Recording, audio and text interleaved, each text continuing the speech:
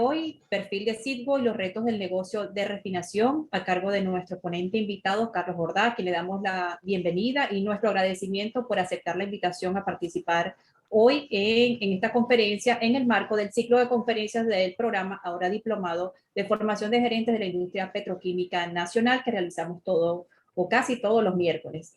Les recordamos mantener los micrófonos desactivados durante la presentación y formular sus preguntas a través del chat de esta plataforma, que serán respondidas al finalizar la ponencia.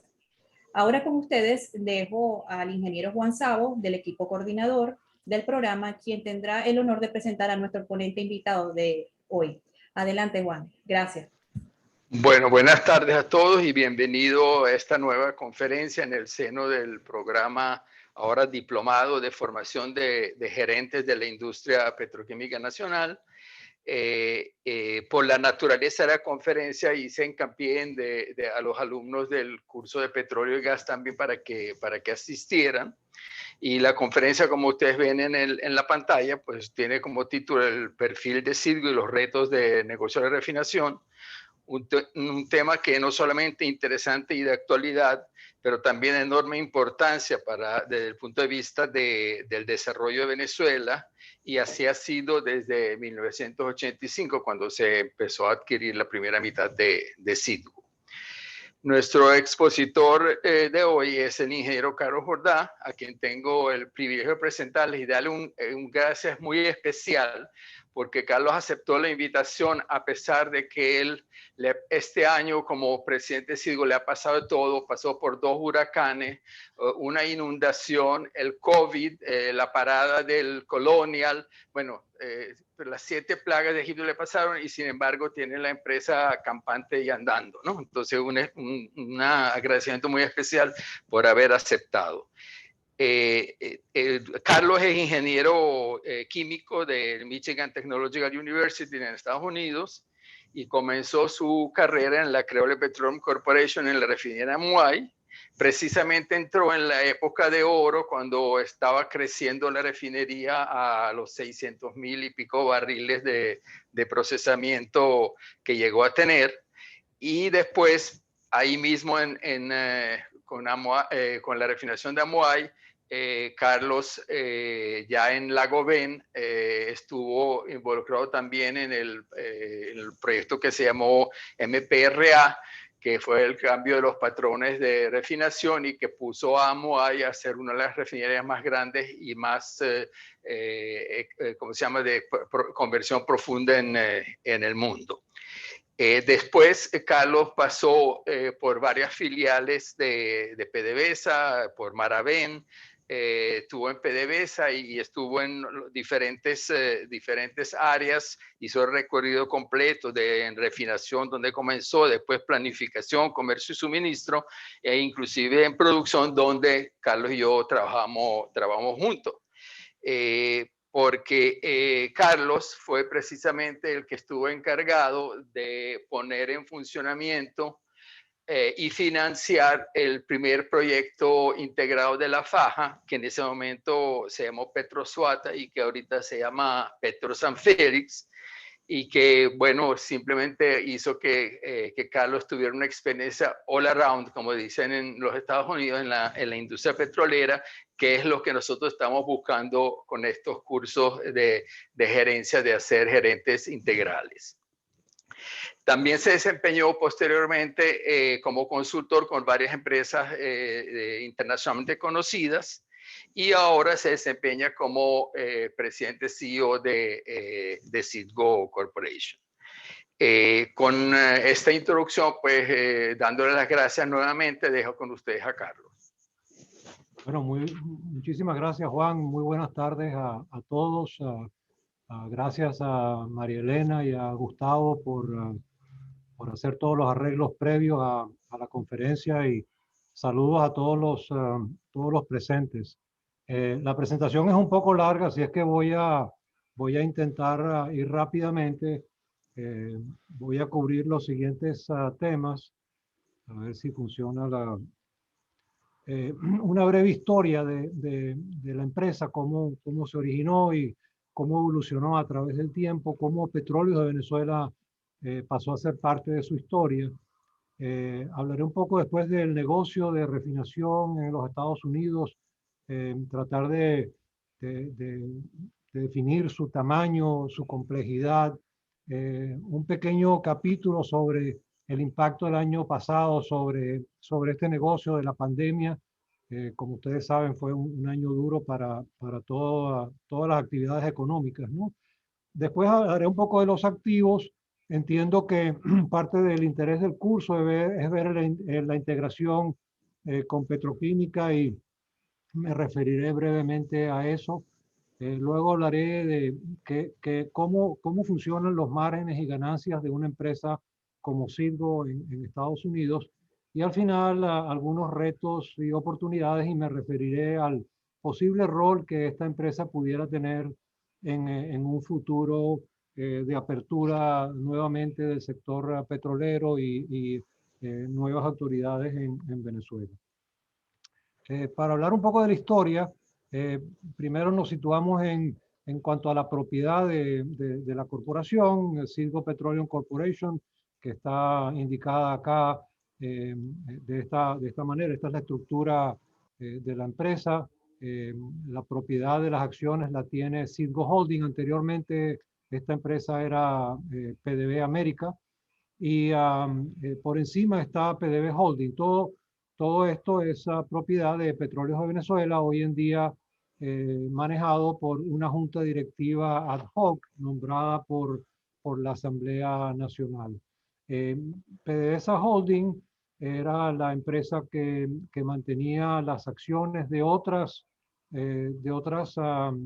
operaciones de Petróleos de Venezuela en Estados Unidos. Tal era el caso de la asociación que teníamos con Exxon en Chalmette.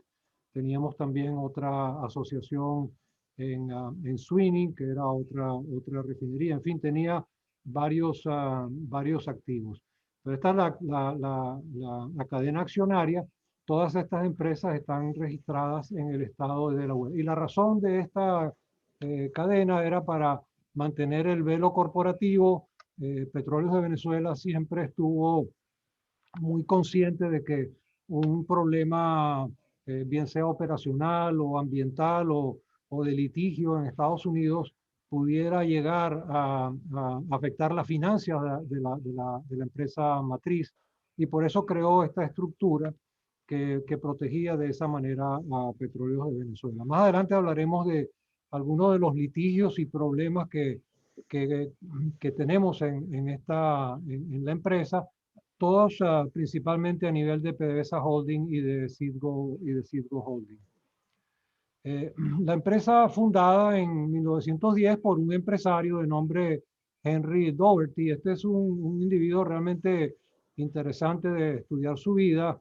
Venía de una familia con dinero y su padre muere a temprana edad. Él tiene 12 años cuando su padre muere y se dedica de lleno a trabajar en una de las empresas que tenía el padre, que era una empresa de suministro eléctrico en el área del Midwest, en Chicago. Y el hombre tiene una capacidad de aprendizaje realmente impresionante y al poco tiempo pues conoce de las finanzas y conoce de aspectos técnicos del negocio mejor que sus propios empleados y eventualmente pues llega a dirigir la empresa. La empresa se dedica ¿a qué? A suministrar gas y electricidad a una economía creciente en Estados Unidos. Y entonces Dougherty se interesa por integrarse aguas arriba. Y entonces empieza la búsqueda de gas.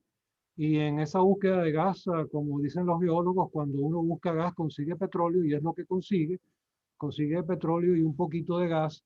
Y entonces lo consigue en Oklahoma, consigue un gran yacimiento de petróleo y empieza su actividad en el área de refinación. Refinerías realmente sencillas para suministrar pequeños volúmenes en el sur de los Estados Unidos y en el Midwest. Sigue creciendo y en un momento dado la empresa se dedica a construir un gasoducto y construye en ese momento el gasoducto más largo de los Estados Unidos. que era de 1000 millas entre Amarillo, Texas y Chicago en Illinois.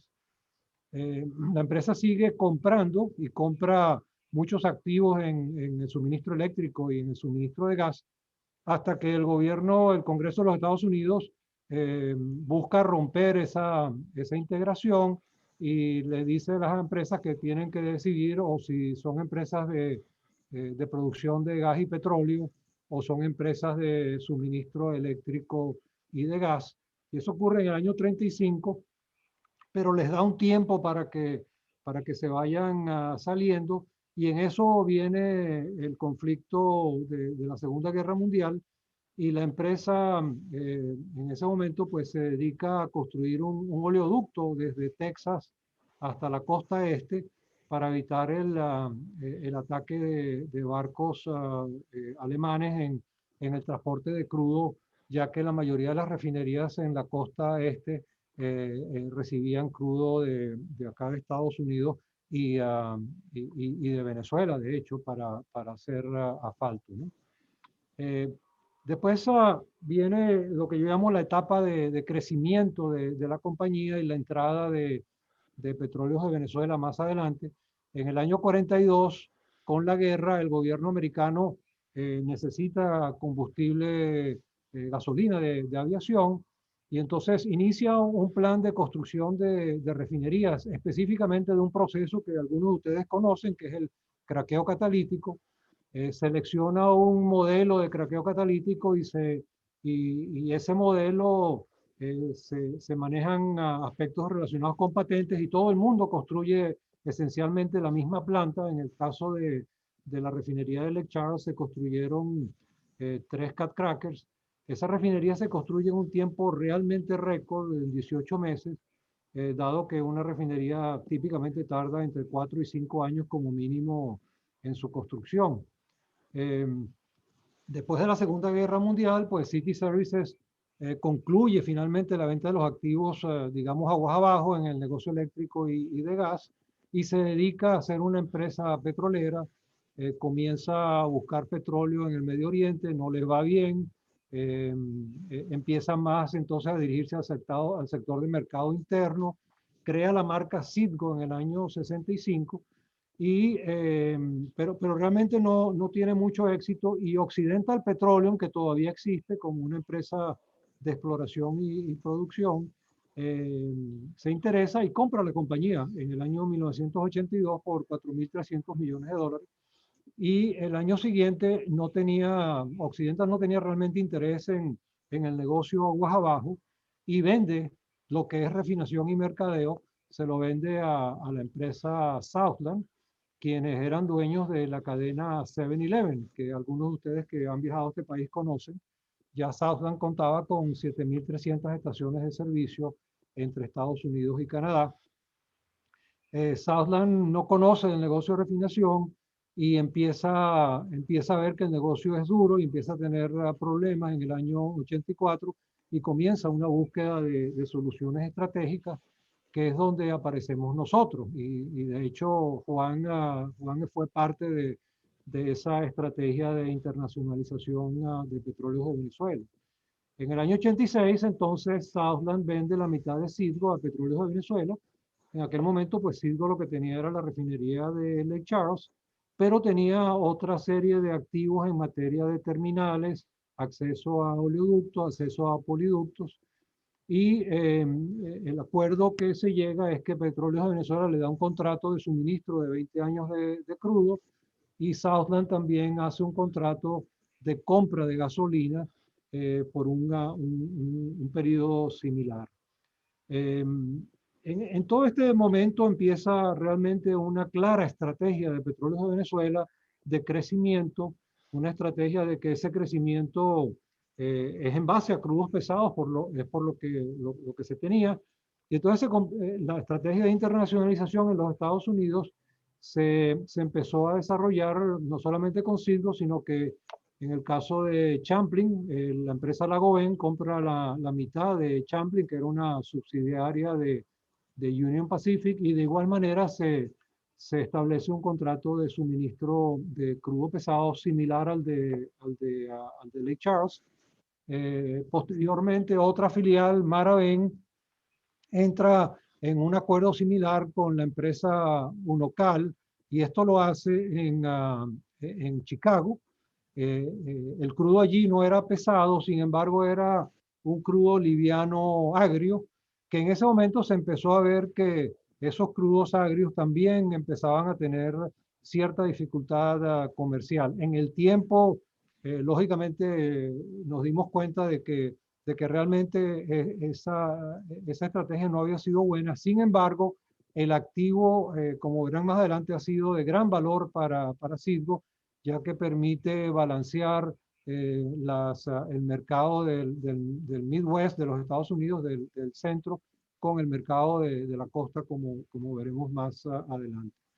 Después viene un proceso ya de integración donde Citgo empieza a comprar la otra mitad, ya que los socios no querían permanecer permanentemente en el negocio de refinación. Se le da a Citgo el mandato de buscar oportunidades para más crudo pesado, y así compra los activos en el negocio de asfalto.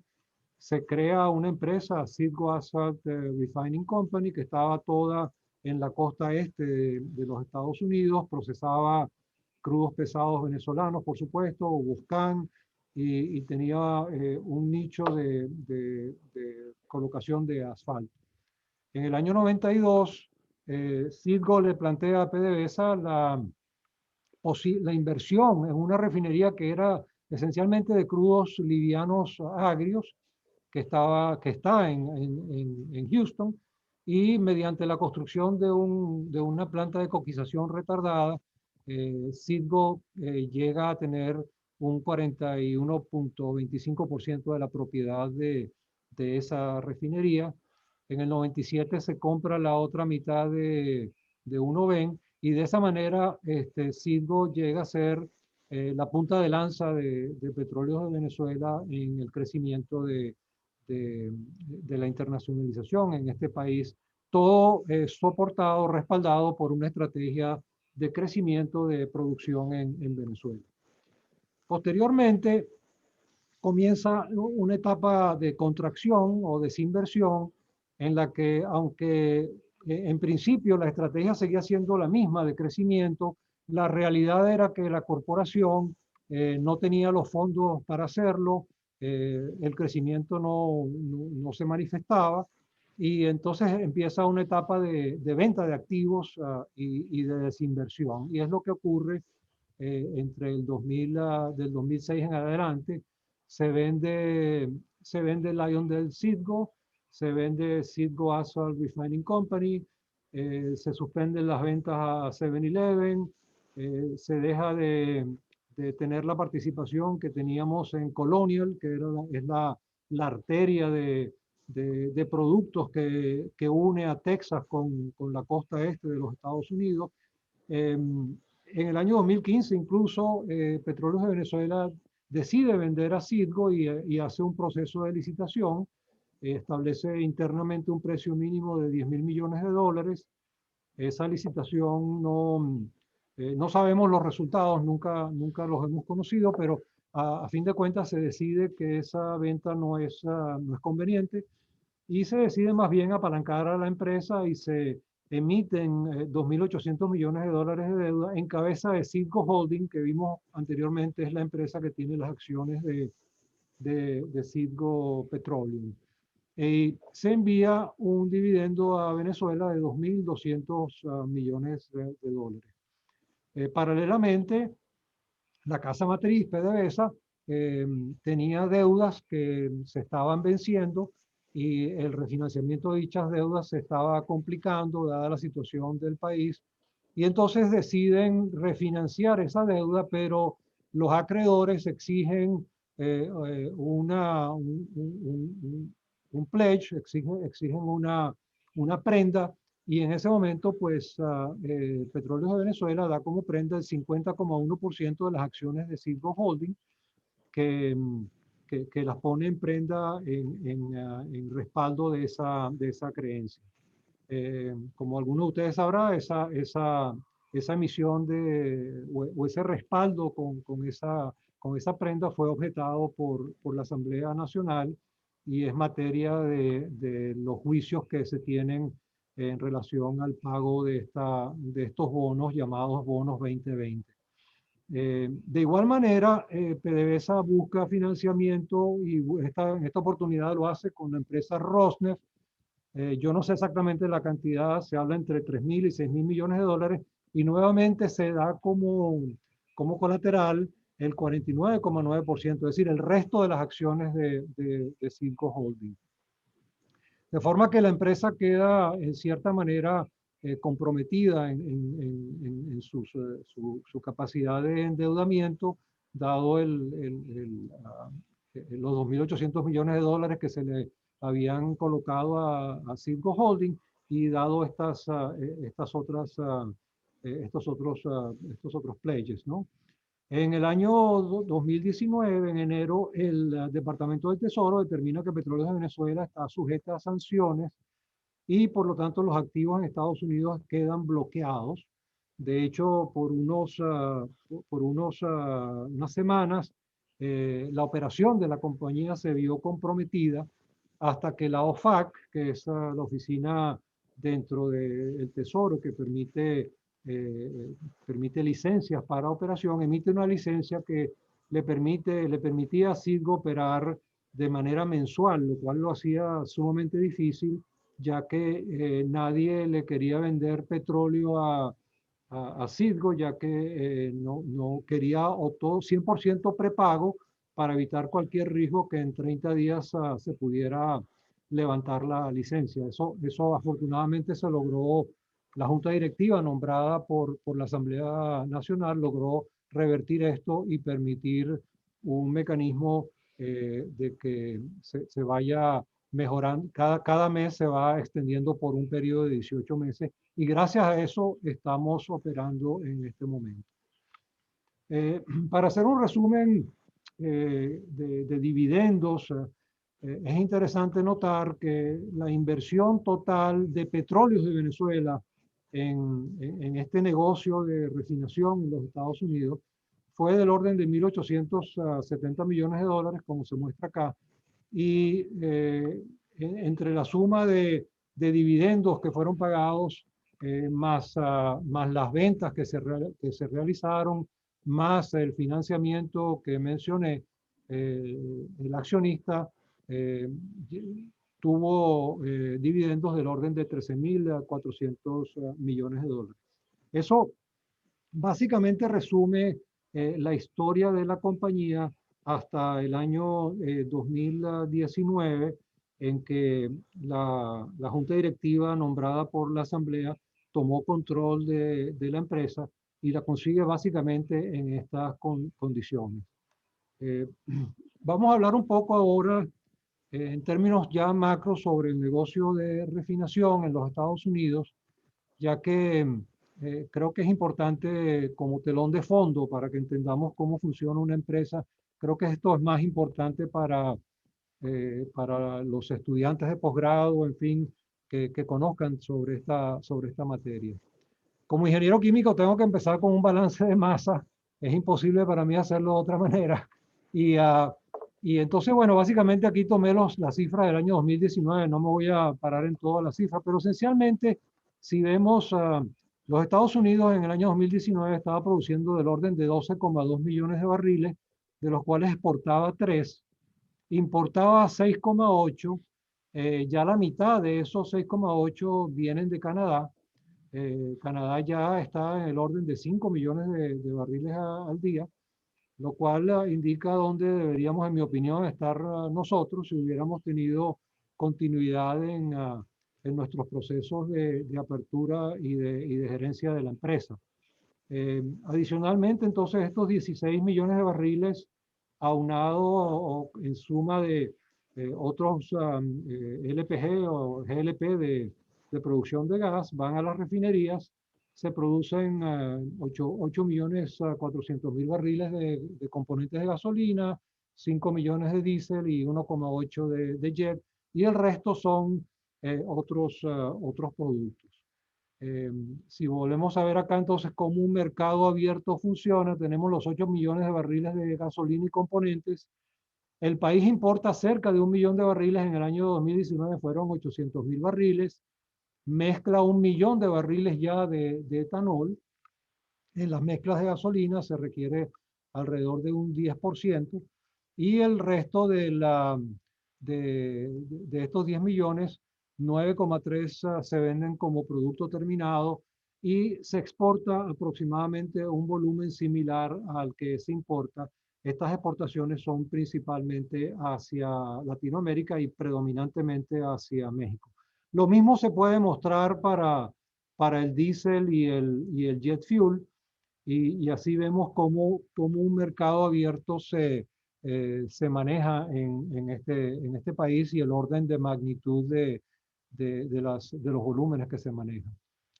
Las características principales entonces son un mercado abierto con competencia de productos importados, especialmente en la costa este de los Estados Unidos, provenientes de Europa. De hecho, como veremos más adelante, la capacidad de refinación en la costa este ha venido cayendo año a año. Estas refinerías ya no son competitivas con importación de productos.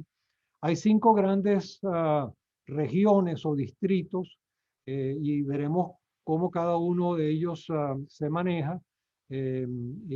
Esos distritos son prácticamente como distintos países en gran medida, porque están afectados por distintos diferenciales entre crudo y productos, distintos sistemas de logística para suministrar productos y para crudo, y cada uno lo hace sui generis.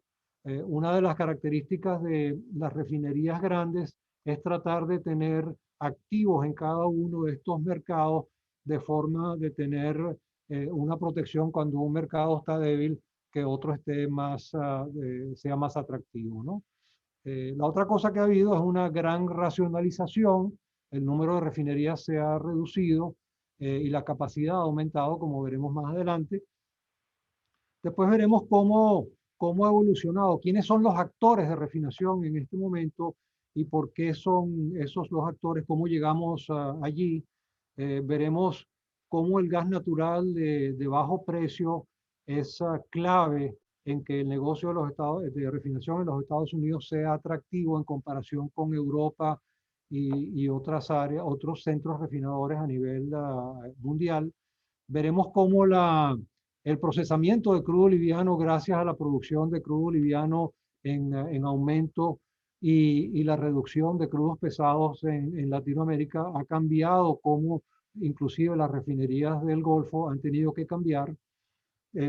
Otra de las características es que esto es una operación altamente regulada básicamente por la Agencia de Protección Ambiental y la agencia de la OSHA, que es sobre seguridad operacional, y otros departamentos estatales, en particular, por ejemplo, en el área de California, donde son sumamente estrictos en los permisos para expansión, permisos para nuevas plantas y los permisos para operación anual.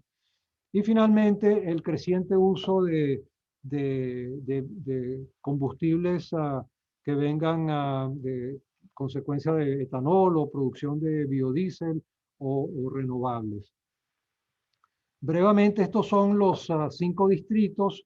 Aquí verán en el mapa, ven aquellas refinerías de tamaño por encima de 75.000 barriles en el triángulo verde. Y aquí ven como en la costa del Golfo están las refinerías más grandes, también en el área de California. Estas refinerías pequeñas se han quedado para refinerías nicho, para refinerías para producción de asfalto, para producción de lubricantes, para producción de solventes. En el recuadro vemos que la mayor parte, el mayor número y la mayor capacidad está en el área del Golfo, que es donde operan nuestras 2 refinerías de Lake Charles y Corpus Christi, y es por lo tanto el área de mayor competencia en cuanto a márgenes más estrechos. Seguido del área 2, que es el área del Midwest de los Estados Unidos, donde el suministro de crudo canadiense es fundamental. Anteriormente se suministraba desde el Golfo, hoy es prácticamente todo desde Canadá, y una parte desde Bakken, desde North Dakota, que procesa crudos livianos, y el resto es California. Y como dije anteriormente, el área 1 ya solamente tiene 8 refinerías, y cada día con más competencia por productos importados. El área 4 tiene un área nicho donde las refinerías son pequeñas, casi todas, como se observa, y todas generan un buen retorno económico, porque no tienen competencia de poliductos en esas zonas, ¿no? Veramos también que, por ejemplo, el área de Florida no tiene refinerías, y gran cantidad de lo que se llama los estados del Atlántico no tienen refinerías, y son suministrados a través de Colonial, que ustedes deben haber visto en la prensa, fue víctima de un ataque cibernético, y a través de esa gran arteria se suministran el producto a muchos de esos estados, y el resto se suministra por agua, es decir, por barco, desde, por ejemplo, nuestra refinería de Lake Charles, y desde otras refinerías del Golfo, ¿no? Aquí simplemente lo que quería ilustrar es cómo el número de refinerías ha venido cayendo, de alrededor de 320 y pico refinerías a solamente 135 por ahí, y cómo la capacidad ha ido aumentando. Obviamente aquí había una gran cantidad de refinerías pequeñas, y cómo se han ido concentrando. Básicamente, un mercado abierto de economía de escala, pues básicamente aquellas refinerías menos rentables se van sacando de servicio, ¿no? Aquí vemos un poco entonces cómo han evolucionado las compañías, y en primer término, la consolidación de muchas empresas integradas. Por ejemplo, cuando Exxon y Mobil se fusiona, o Chevron y Texaco, y Conoco y Phillips, pues el Departamento de Justicia fuerza, por razones de monopolio, a que se vendan activos, y en esa venta de activos, pues esos activos son comprados por refineros independientes, que entonces van integrando en refinerías, en empresas de refinación independiente.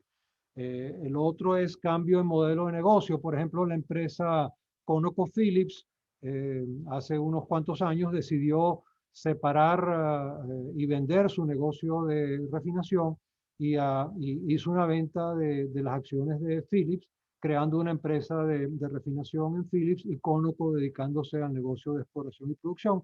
Y lo mismo ocurre con Marathon. Y finalmente, por supuesto, la consolidación de empresas de refinación, y los independientes, donde estamos nosotros. Está Flint Hills, que es parte de Coke. Está Motiva, que pertenece a Saudi Aramco. Y está la refinería de Deer Park, que hasta hace poco era una asociación entre Shell y Pemex acaba de comprarlo.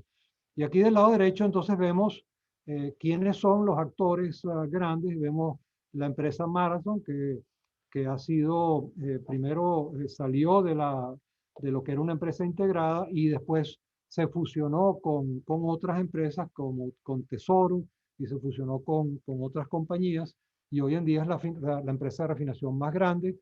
Valero, que es el producto de una serie de fusiones. Phillips, que como dije es producto de la separación de Conoco y Phillips. PBF, que es un aglutinador de refinerías, y tiene refinerías en varios de los distritos.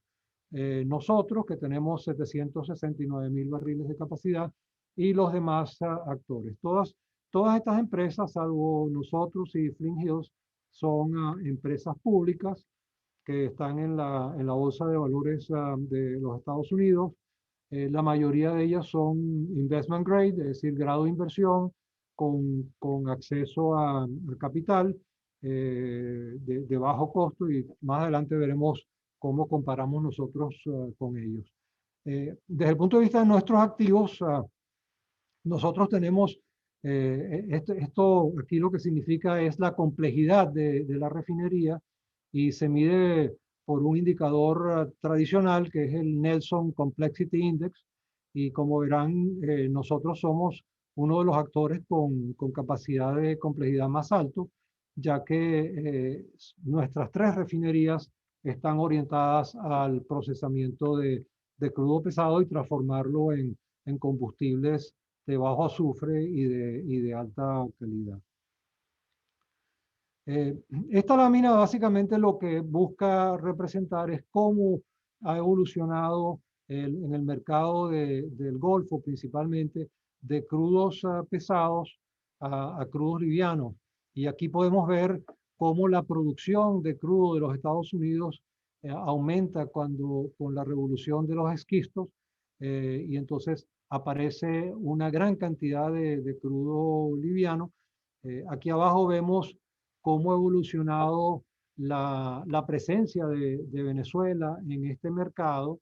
Vemos como un proceso de crecimiento hasta 1.400.000 barriles y cómo eso fue bajando hasta que llegan las sanciones en el año 2019, cómo venía ya en bajada. Y aquí vemos cuál era el suministro asiduo, llegando a cerca de 400.000 barriles de crudo pesado. Y aquí vemos en general cómo la gravedad API del crudo mezcla o el crudo promedio que procesan las refinerías americanas, cómo fue poniéndose más y más pesado y todas las refinerías fueron invirtiendo en conversión profunda y cómo eso se ha revertido con el crecimiento de la producción de crudos livianos.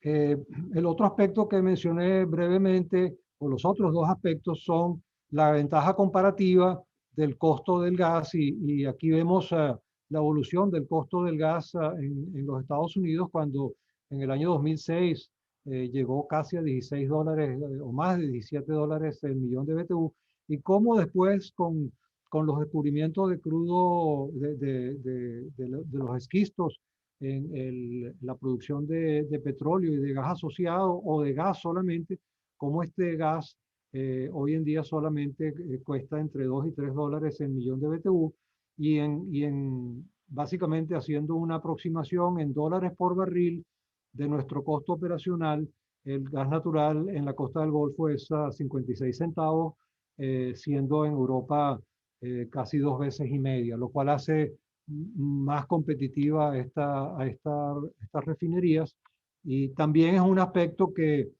afecta, por ejemplo, las refinerías del Caribe. Casi todos ustedes habrán observado, la mayoría de esas refinerías han venido desapareciendo y uno de los aspectos que afecta es el costo de energía, ya que, por ejemplo, un fuel oil en esas refinerías costaría entre $1.30 y $1.40, lo cual hace menos competitiva esa operación.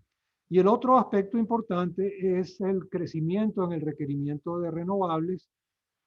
El gobierno americano hace unos cuantos años ha exigido que la gasolina tenga que estar mezclada con 10% de etanol y el diésel tiene que estar mezclado con biodiesel de forma de reducir de esa manera las emisiones de CO2. Sobre esto hay todavía mucha controversia sobre si la producción de mayor cantidad de maíz para producir etanol, con todo lo que conlleva el uso de fertilizantes, el uso de la tierra, etcétera, realmente tiene un efecto neto positivo, es decir, de reducción de CO2 en el ambiente y hay opiniones en ambos casos. Pero lo que sí es cierto es que esto es algo que afecta a nuestro negocio, hace más atractiva la exportación de productos, ya que la exportación de productos no requiere el uso de estos componentes en la mezcla del producto final, ¿no? Esta lámina un poco complicada, pero yo creo que es importante para entender el fundamento del negocio y sobre todo a las empresas de refinación de conversión profunda. La línea anaranjada representa el margen bruto, y este margen bruto se expresa bajo una fórmula, ya que cada refinería realmente tiene su propio margen, ¿no? Ese margen se llama el 6321 y básicamente se calcula tomando el costo de 6 barriles de crudo maya y produciendo 3 barriles de gasolina convencional, 2 barriles de diésel y 1 barril de fuel oil, de forma de representar cuál sería el rendimiento de una refinería procesando ese crudo pesado. Y de igual manera, una refinería más sencilla procesando un crudo liviano se simula bajo el 321, que es 3 barriles de crudo liviano, 2 barriles de gasolina y 1 barril de diésel. Y como verán, durante muchos años, las refinerías que podían procesar crudo pesado, pues llevaban una ventaja que se muestra en la línea punteada verde, en muchas ocasiones superior a $10 el barril. Esa era la ventaja de una refinería como la de Lake Charles o la de Corpus en el Golfo. Pero vemos cómo en el tiempo esa ventaja va decreciendo y va decreciendo básicamente porque el suministro de crudo pesado desaparece, Venezuela desaparece del mercado y al punto de que hoy en día es más atractivo procesar un barril de crudo liviano en estas refinerías del Golfo, y aquellas que han logrado cambiar de crudo pesado a crudo liviano están en mejor capacidad de hacerle frente al mercado en estos momentos, y más adelante veremos cuáles son algunos de nuestros retos en este sentido. La misma condición ocurre en el área de Chicago. Sin embargo, aquí, debido a que Canadá sigue suministrando al mercado a todo el mercado de esta zona, el distrito 2, digamos, y aquí ustedes ven, por ejemplo, en el año 2018, cómo estos márgenes se montaron en $55 el barril, cosa extraordinaria, y eso se debe a que la capacidad de transporte de crudo se copó totalmente y el barril incremental tenía que venir por ferrocarril. De forma que si un refinador tenía un contrato de compra de crudo en Hardisty, en Canadá, y tenía capacidad de transporte a través del oleoducto de Enbridge, ese refinador solamente tenía que pagar $5 el barril para transportarlo, pero el precio del crudo en Hardisty bajó para poder compensar el transporte por ferrocarril, que era del orden de $13. Y por eso ocurren, cada vez que hay un cuello de botella, ocurren estos picos. Hoy en día eso se ha minorado, sin embargo, todavía continúa siendo atractivo procesar crudo canadiense y es lo que estamos haciendo en la refinería de Le Monde. Entonces, eso básicamente cubre la parte del negocio de refinación y cómo afecta a nuestras dos grandes áreas, el Distrito 3 y el Distrito 2. Voy a pasar rápidamente unas cuantas láminas referentes al año 2020 porque 2020 porque fue un año realmente único en la historia de la compañía, y rápidamente me referiré a lo que ocurrió. Aquí vemos cómo la demanda de productos prácticamente se bajó a la mitad a comienzo del año 2020 cuando empezaron a cerrar los estados debido el crecimiento impacto de la pandemia. La línea verde es el 2019, la línea azul es el 2020 y la línea roja es lo que llevamos en este año 2021. Y como ya ven allí, ya este año estamos empezando a recuperarnos. Todavía no estamos a nivel del año 2019 y el año 2019 ciertamente no fue un año muy fuerte en cuanto a demanda, ya que la demanda en el país en realidad ha venido reduciéndose, ¿no? Lo mismo se puede observar en el mercado de diésel, aunque el mercado de diésel se recuperó más rápidamente, ya que mucho el transporte de insumos y de productos se hace por camiones o ferrocarril y tuvo que continuar. Obviamente, pues la demanda es prácticamente la mitad. Y el mercado más afectado es el mercado de jet fuel. Y como ven, ese mercado todavía no se ha recuperado. Y como ven en esta lámina, el número de pasajeros, el flujo de pasajeros está todavía por debajo. Esto es importante porque esta producción de querosén que se usa para jet fuel termina en el mercado de diésel y entonces termina deprimiendo los márgenes de refinación de diésel en las economías de las refinerías. Lo mismo ocurre, no me voy a dilatar mucho acá, pero esencialmente los mercados de exportación también cayeron. Allí vemos cómo la línea azul, cómo cayó el mercado de exportación de gasolina, cómo cayó la exportación del mercado de diésel. Mucho del diésel se exporta a Europa y eso cayó. Y cómo vamos en el año 2021, cómo todavía esos mercados no se han recuperado, ya que Estados Unidos ha tenido la fortuna de poderse recuperar un poco más adelante, pero todavía Europa está un poquito más atrás y esas exportaciones de diésel a Europa no se han recuperado. Y lo mismo ocurre en el jet fuel. Nuestro mercado más importante, no solamente para Citgo, sino para todos los refineros, es México, y allí vemos el mismo comportamiento y vemos cómo el año 2021 está todavía muy por debajo del año 2019. Y todo esto también conllevó, como muchos de ustedes saben, estando en este posgrado, al acuerdo que hubo en OPEP más Rusia y la caída en la producción de los Estados Unidos de más o menos 13,2 millones de barriles y cómo fue cayendo en el año 2020, perdón. Les puedo decir que en el año 2020 en Houston 100 empresas relacionadas con producción de petróleo o servicios fueron a bancarrota.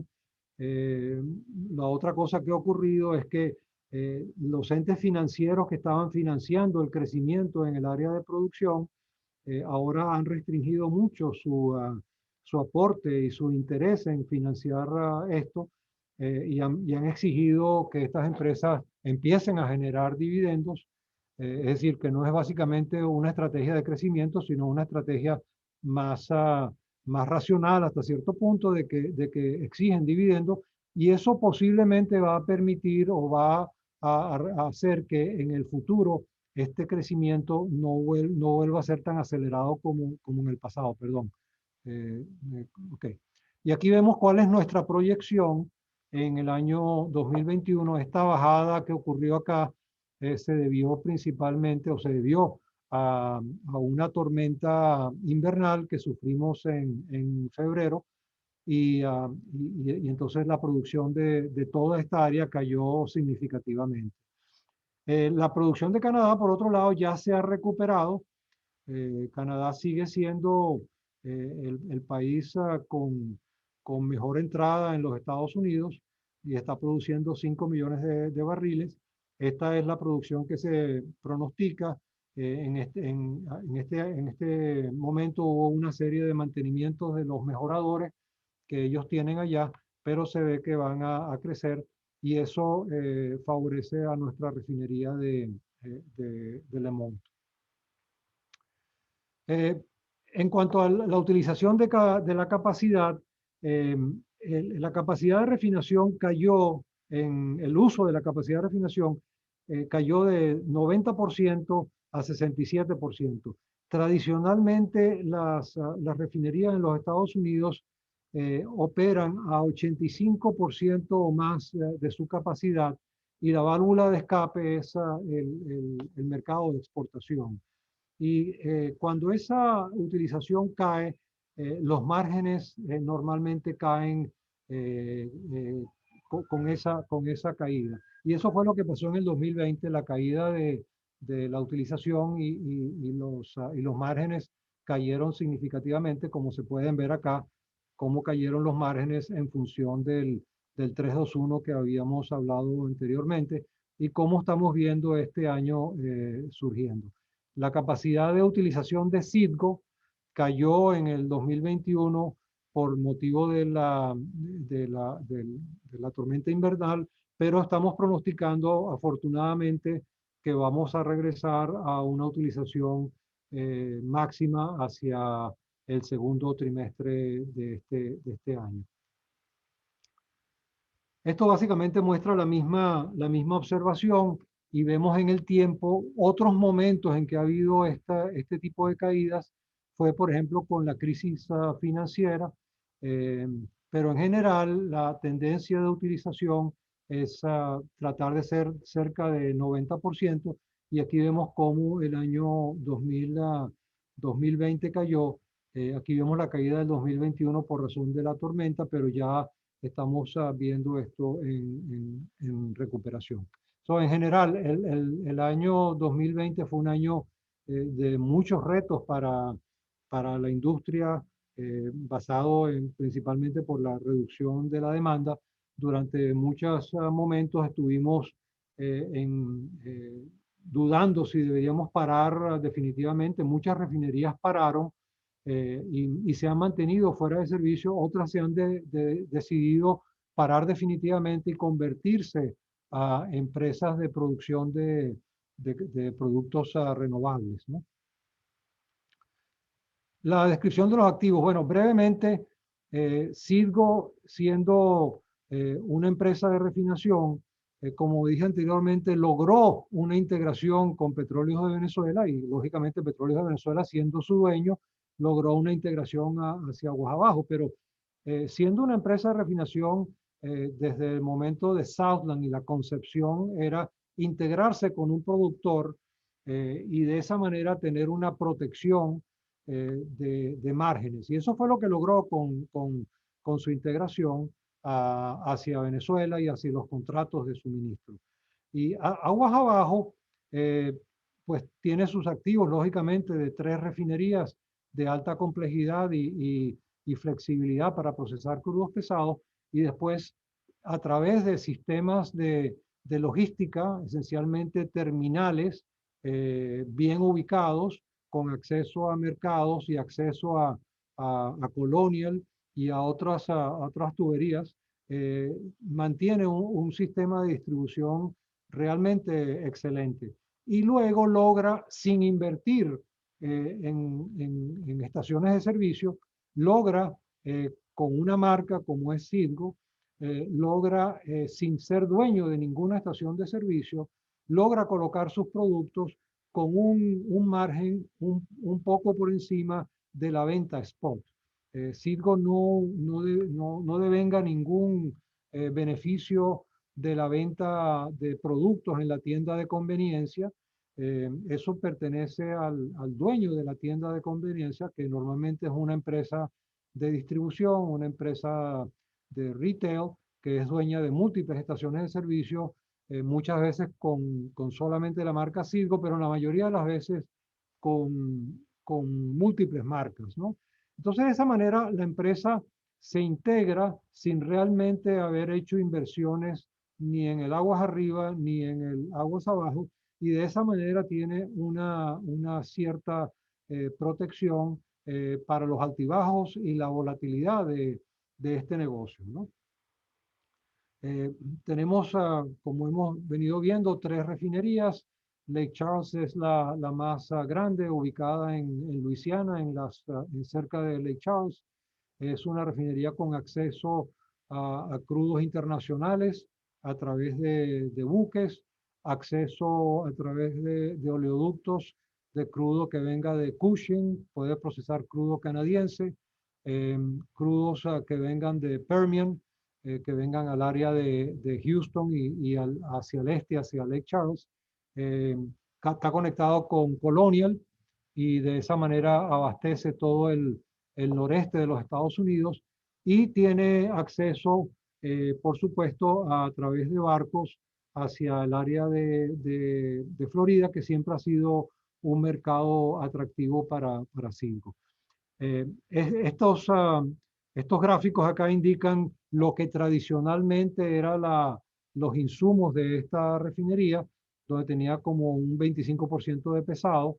Eso hoy en día es más cerca de un 10 o inclusive de un 5% de pesado, y todo es de crudo liviano.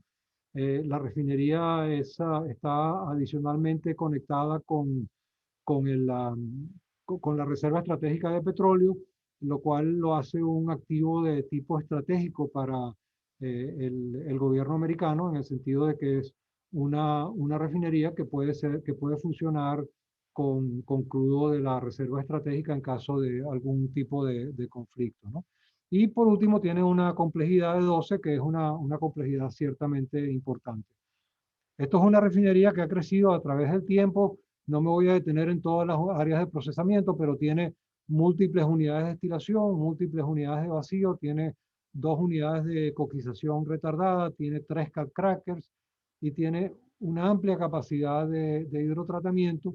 El negocio petroquímico lo hace a través de la recuperación de aromáticos, básicamente benceno, tolueno y xileno, que los vende en el mercado a otros, como veremos más adelante. La producción de propileno, que vende en el mercado para otros productores de polipropileno y otros productos. En fin, es una refinería bien ubicada y bien conectada desde el punto de vista de logística.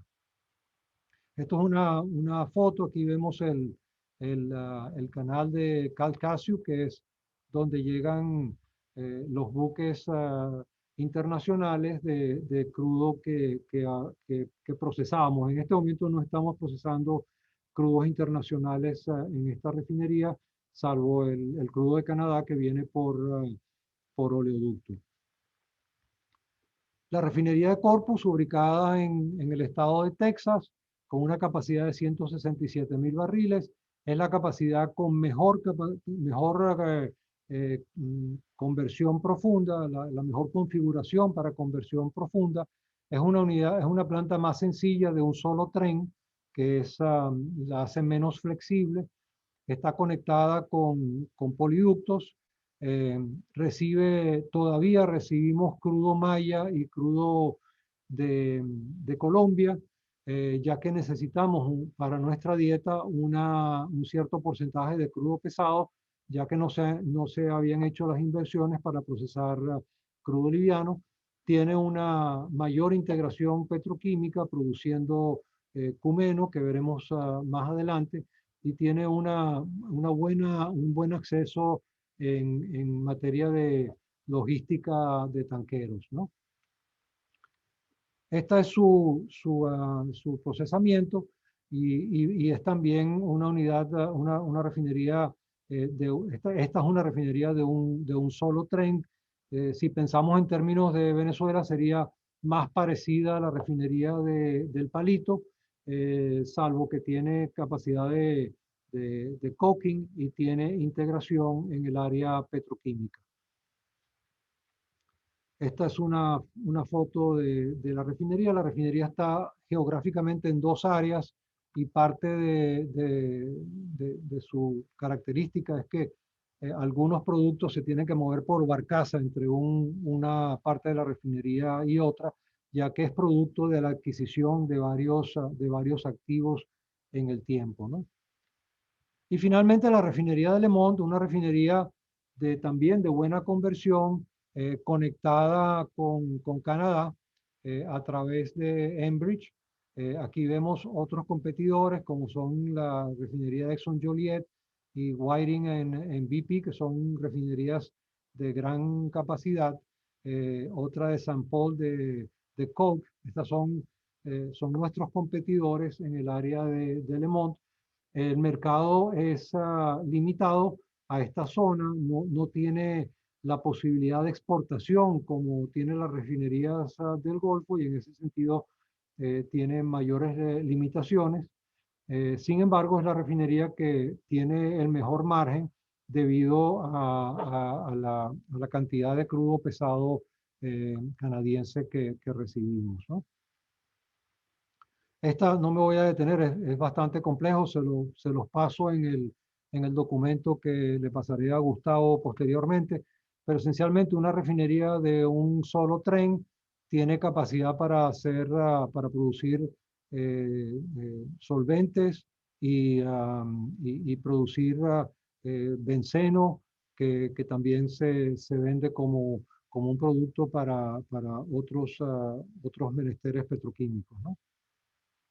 Y esta es la refinería de Lemont en Chicago.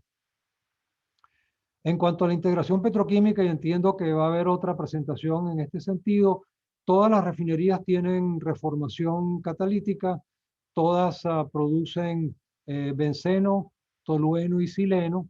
El grado de integración nuestro llega, en el caso de tolueno, hasta la fabricación, la producción de solventes. En el grado de silenos vendemos realmente materia prima para que otros extraigan parasileno.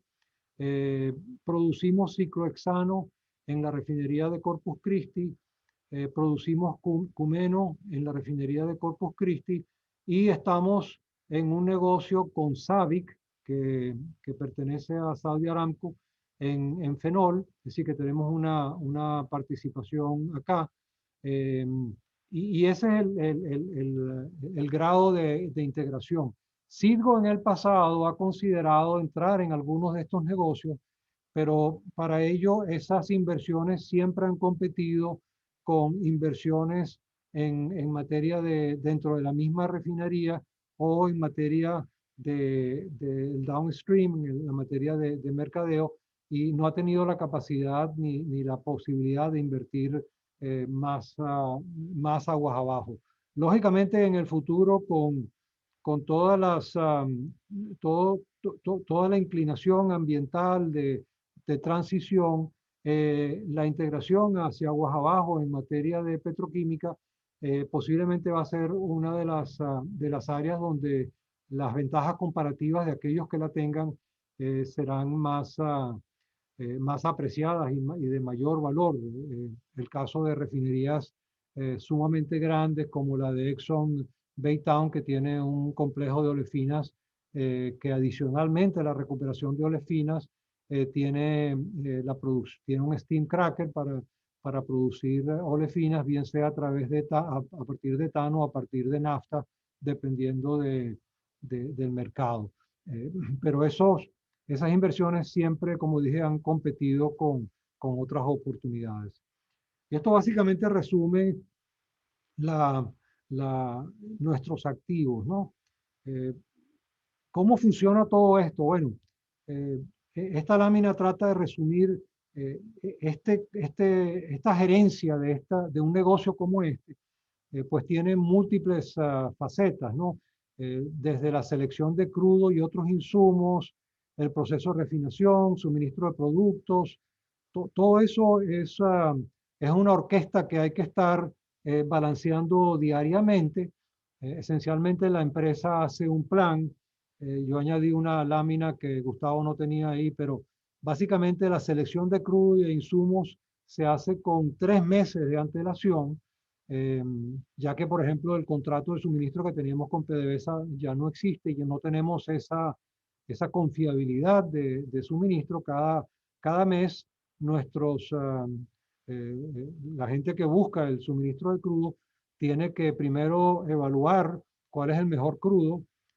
Para eso se corren modelos de programación lineal en las 3 refinerías y se busca entonces cuáles son los suministros de crudos que hay en el mercado. Se hace una evaluación de precios de crudo y productos y con eso se busca determinar cuáles son las compras. Esas compras se definen con 3 meses de anticipación, ya que ese es el tiempo que se requiere para muchos de estos acuerdos. Citgo tiene que hacer prepago para muchos, ya que no tiene crédito con muchos de sus counterparties comerciales. Y todo eso es un trabajo que involucra a la gente de coordinación de operaciones, refinerías, comercio y suministro, finanzas, ya que requiere crédito. Después viene la compra de crudo y otros insumos, toda la actividad de transporte y finalmente la actividad de refinación que muchos de ustedes creo que conocen con toda su complejidad y sus requerimientos en materia de programación de mantenimiento, programación de operaciones, asuntos relacionados con seguridad. Todo eso es una gran actividad que requiere del concurso de muchas organizaciones. Desde el punto de vista de negocio, nosotros separamos lo que es suministro de productos a una unidad de negocios donde esencialmente le compra a la refinería todos los productos y los compra a precio de mercado, que aquí se llama el pipe, que es el precio en Houston, el precio en la tubería de Colonial. Y de allí entonces la gerencia de suministro de productos pues tiene que colocar estos productos bien sea a nuestra gerencia de mercadeo, que es la que tiene el acuerdo con estos distribuidores que tienen nuestras estaciones de servicio con bandera o sin bandera.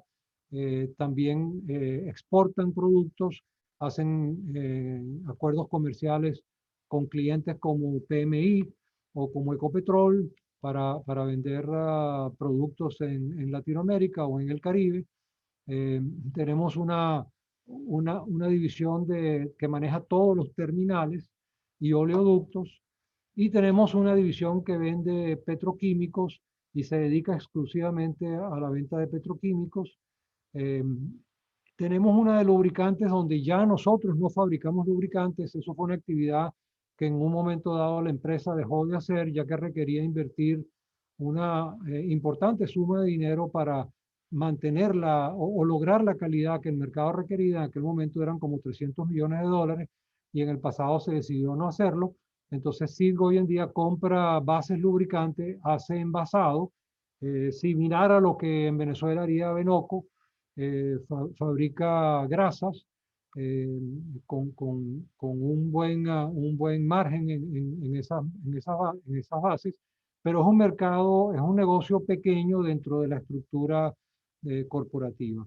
Entonces, este es la orquesta que tenemos que hacer que funcione todos los días y este es el proceso más o menos de planificación que llevamos adelante.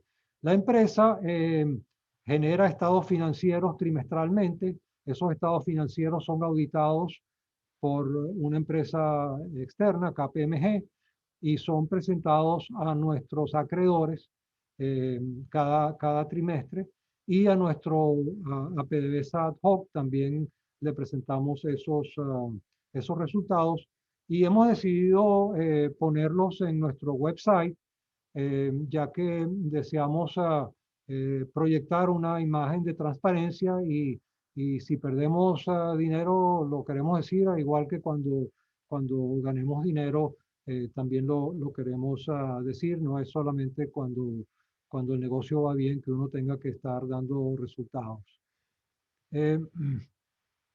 Brevemente, bueno, la empresa, aquí simplemente quería señalar cómo se ha venido evolucionando el procesamiento de crudos livianos en nuestras refinerías del Golfo principalmente.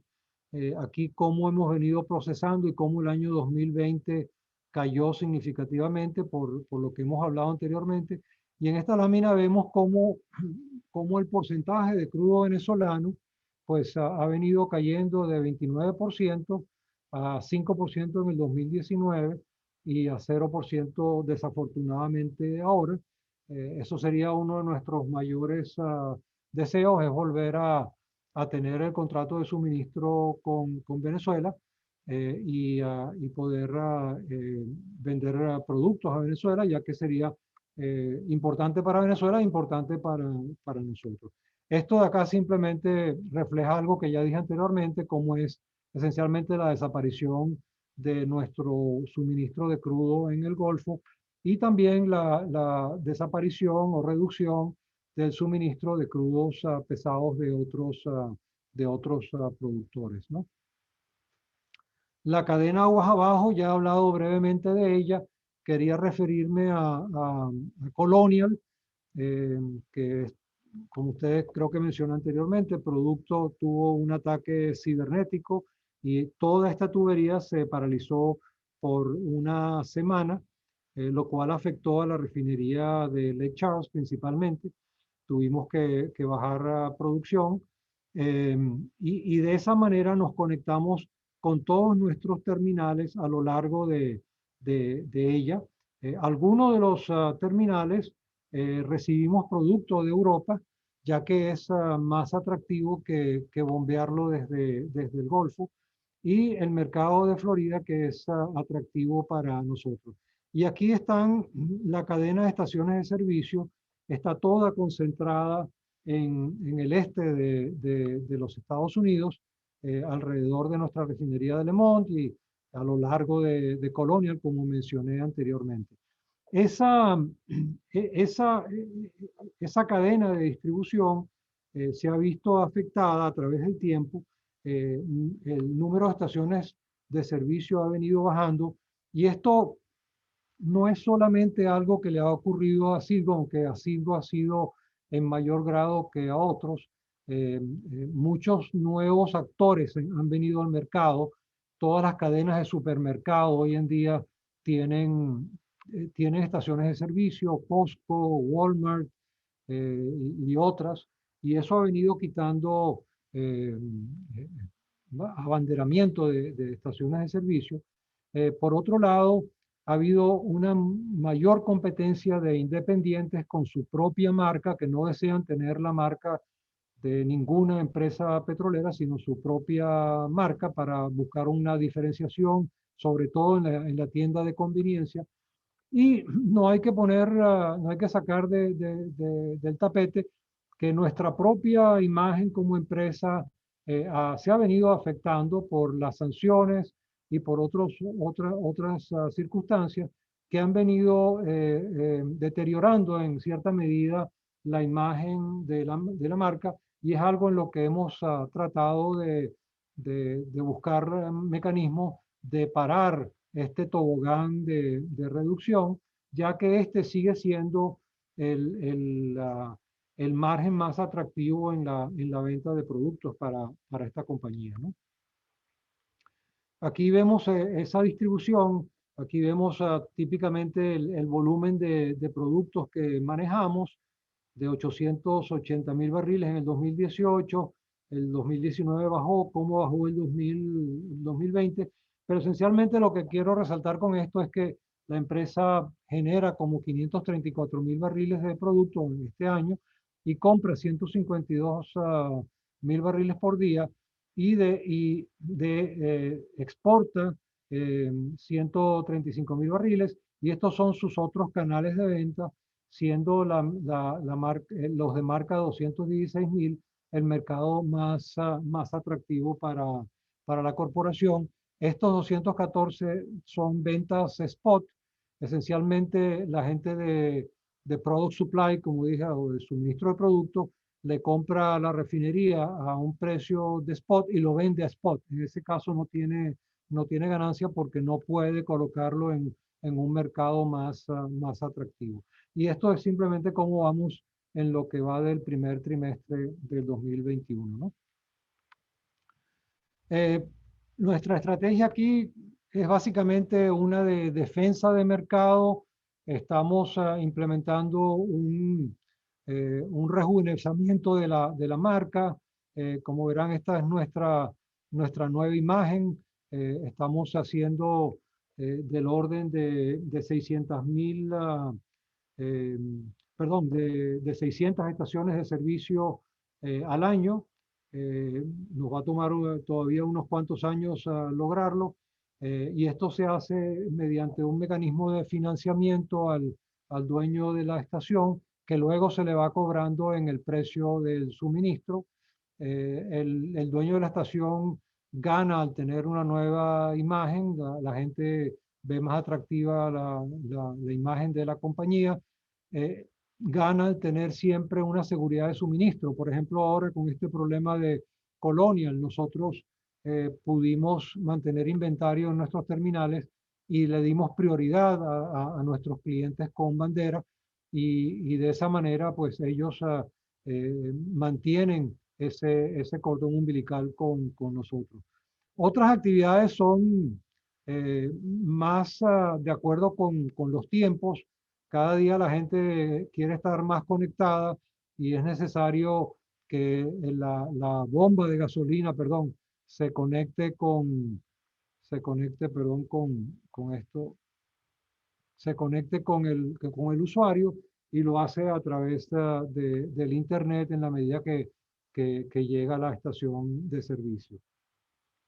En aras del tiempo, bueno, ya hablamos brevemente del negocio de lubricantes. Este es un negocio relativamente pequeño, pero con márgenes interesantes en el área de grasas principalmente. Tenemos un pequeño mercado de exportación hacia México, pero no es un mercado que vemos creciente. Para crecer tendríamos que realmente hacer algunas adquisiciones y en este momento pues tales no serían realmente factibles, ¿no? Ya he hablado un poco de los márgenes y ganancias, no quiero extenderme demasiado. Esta tabla es posiblemente demasiado complicada, pero quería referirme a algunos indicadores. Pues lógicamente como refinación, la diferencia, lo llamado el gas crack, que es la diferencia entre el precio del producto, de la gasolina y del crudo, es uno de los indicadores fundamentales. Igualmente la diferencia entre el diésel y el crudo, en este caso expresado como crudo Brent, y los diferenciales de crudo liviano y pesado, como hemos venido viendo, cómo afectan la ganancia operacional de la compañía. Y aquí vemos las ganancias operacionales en los últimos años y el difícil año que tuvimos el año pasado. Y en general, pues lógicamente cuando estos diferenciales son más grandes, pues las ganancias son más grandes, ¿no?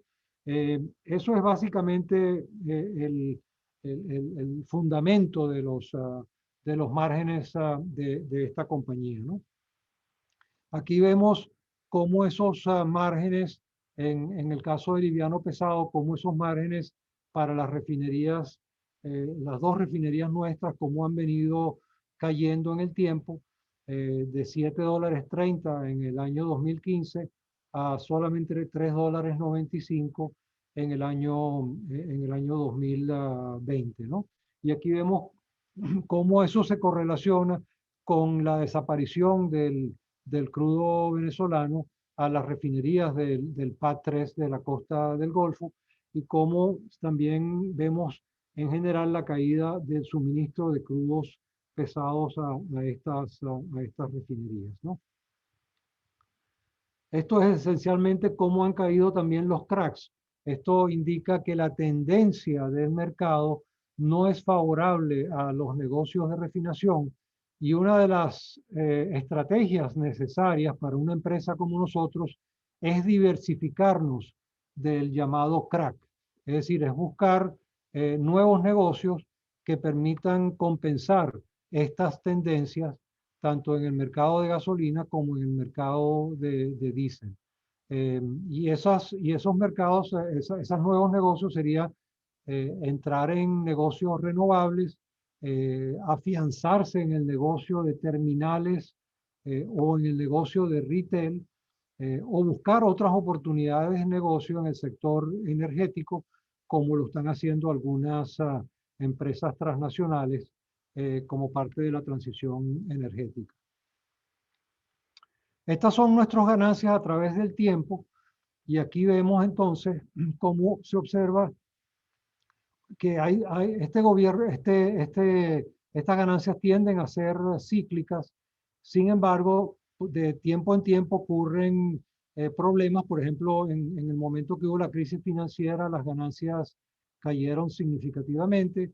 El año 2020, con motivo de la pandemia, cayeron significativamente, y este año estamos esperando que estaremos más o menos como en la mitad del año 2019 aproximadamente. Y esto es cómo se distribuye esa ganancia a través de nuestros negocios, y cómo se ve, pues, lógicamente, pues, somos altamente dependientes del comportamiento del negocio de refinación, con con muy poca protección, digamos, de otros negocios. Y eso es una de las áreas, como mencioné anteriormente, que nuestros competidores están incursionando y es necesario que la empresa incursione para tener ese nivel de protección. Para resumir entonces los factores que ayudan al éxito en este negocio, primero entender que es un negocio cíclico, pero hay que estar entonces listo para cuando el ciclo mejora. Si no se han hecho las inversiones, si las plantas no están en buen estado, cuando el ciclo mejora y puede ser un solo trimestre y uno no está listo, no lo captura. Es necesario tener un excelente equipo gerencial. Esto lógicamente es verdad en cualquier industria. No sé por qué yo lo considero realmente importante en una compañía tener la profundidad de conocimiento del negocio para poder reaccionar y anticiparse a los resultados, ¿no? Ayuda a ser parte de una empresa integrada y ayuda a dormir mejor. Yo se los digo por experiencia, estuve en esta compañía en el año 2000, cuando éramos parte de PDVSA y teníamos un contrato de 300.000 barriles, a la diferencia de lo que es hoy, y estar dependiendo de distintos suplidores todos los días hace este negocio más complicado. Como mencioné anteriormente, buscar otras opciones distintas al crack entre gasolina y crudo y diésel y crudo, y estos pudieran ser biocombustibles, mercadeo, negocios petroquímicos, buscar mercados nicho, quizás con refinerías en otros mercados, profundizar en el mercado de exportación. Lo otro sería tener acceso a capital, ya que si no se tiene acceso a capital es imposible tomar ventaja. Por ejemplo, en este momento las refinerías se están vendiendo por precios irrisorios.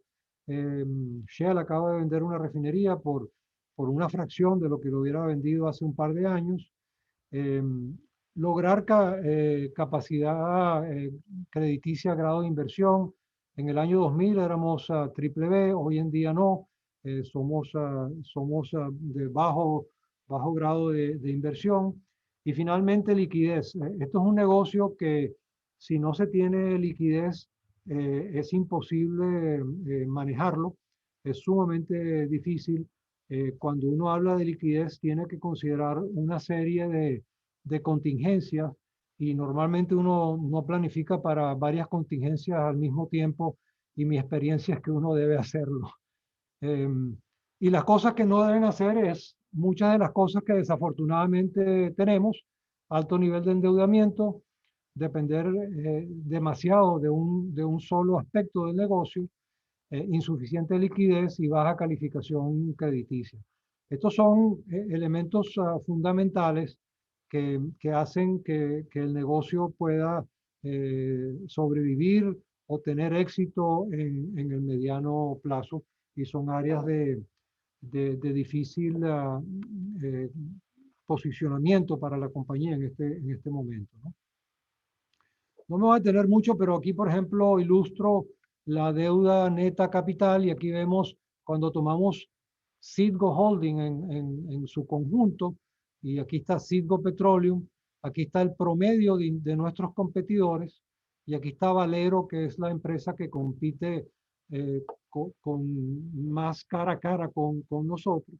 Y aquí vemos el nivel de endeudamiento en relación a deuda capital y vemos el alto grado de apalancamiento de la compañía. También vemos qué inversiones de capital por barril procesado la empresa ha venido haciendo en el pasado comparado contra nuestros competidores y vemos que realmente la empresa ha estado del lado bajo en comparación con otros que se han aventurado en el negocio en otros negocios que les permiten cierto balance cuando los mercados no son favorables, ¿no? Y por último, el margen de EBITDA por barril. Ahí vemos cómo desafortunadamente venimos bajando. Este año nos hemos equiparado un poco, pero no necesariamente es porque lo hemos hecho mejor, sino porque todos hemos caído y el golpe ha sido quizás más duro para algunos de nuestros competidores. De hecho, en el año 2020 por barril nosotros tuvimos un buen desempeño en comparación con muchos de nuestros competidores. Quisiera finalizar con la parte de retos y oportunidades, ya que creo que estamos sobre el tiempo. El año 2020, como Juan lo mencionó al comienzo, fue un año donde en algún momento creo que lo llamé para que me mandara cariaquito morado, porque realmente nos pasó de todo.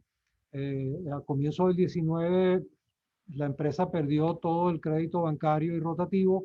La empresa tuvo que salir a emitir bonos de forma de tener en su balance dinero para pasar para tener el capital de trabajo para poder comprar crudo y poderle hacer frente a sus necesidades.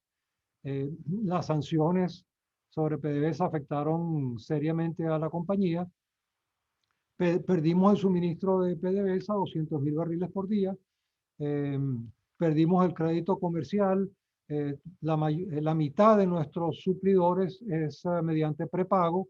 Eso cuando comparamos con nuestros competidores que tienen 100% de crédito y muchas veces a 30 días, hace que el crudo se transforme en producto, la empresa reciba el ingreso de los productos porque los productos no se venden a 30 días, sino en la mayoría de los casos a 10 días, inclusive a menos, de forma que la empresa siempre tiene un float de dinero que los favorece comparativamente a nosotros.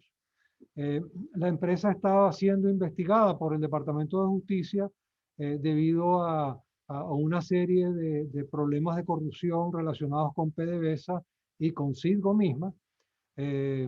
Tuvimos que hacer investigaciones internas que todavía continúan.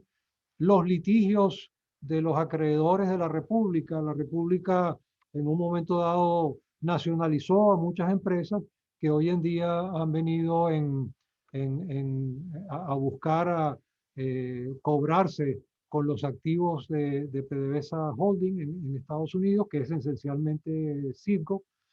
Hemos tenido que hacer una cantidad de correctivos en materia de gobernanza corporativa. Teníamos retrasos e inversiones en materia de seguridad. Estamos fuera de compliance en cerca de 200 millones de dólares. Y tuvimos el shock de la pandemia ilustrado por este gráfico que ya vimos anteriormente. Nos pegaron dos huracanes en Lake Charles en el año 2020 que nos tuvieron paralizada la refinería. Tuvimos una tormenta invernal que afectó todo Texas y parte de Luisiana. Y tuvimos la parada de emergencia de Colonial recientemente en mayo, que nos afectó a la refinería de Lake Charles. En resumen, hemos tenido una serie de condiciones adversas. Afortunadamente la gente le ha hecho frente y hemos logrado de muchas maneras mantener la empresa a flote. A futuro, pues tenemos que resolver los problemas de litigio, los bonos 2020, Cristalex y Conoco. Ahora voy a referirme un poquito a ellos, pero hay aspectos fundamentales, estructurales. La demanda continúa en reducción, el aumento de biocombustibles, posible inclusión de un impuesto al carbón y cómo eso nos va a afectar. Estamos estudiándolo. Hay una gran competencia por mercados emergentes. Incluso las refinerías europeas están hoy en día suministrando a México y a Latinoamérica.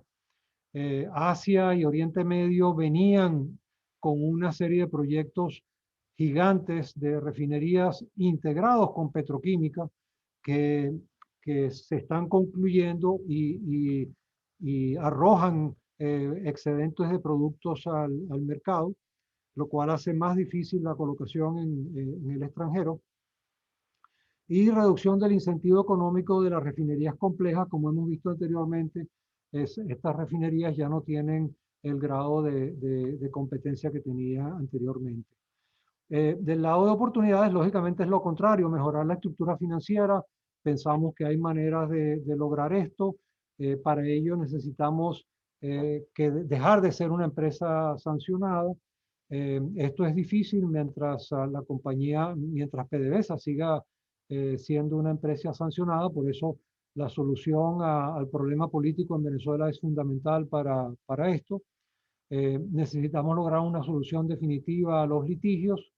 Eso lo hemos logrado defender durante los últimos 2 años.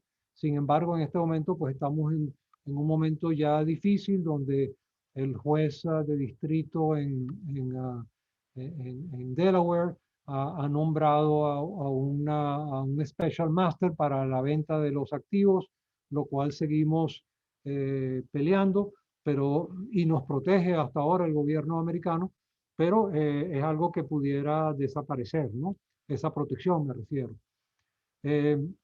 Estamos buscando el aumento de capacidad de exportación de productos.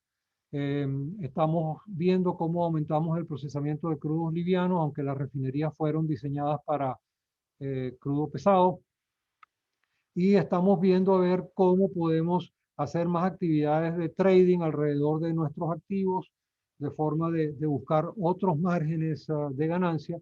Y finalmente, por supuesto, reanudar el negocio con Venezuela, el suministro de crudo pesado, que pudiera ser del orden de 300.000 barriles de crudo pesado, y el suministro inmediato de 125.000 barriles de productos a Venezuela, inclusive de un volumen muy superior a ese, con algunas pequeñas modificaciones, ¿no?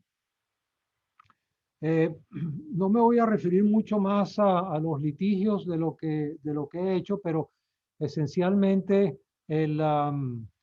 queda pendiente el juicio de los bonos de PDVSA, que tiene como colateral la mitad de las acciones de Citgo Holding.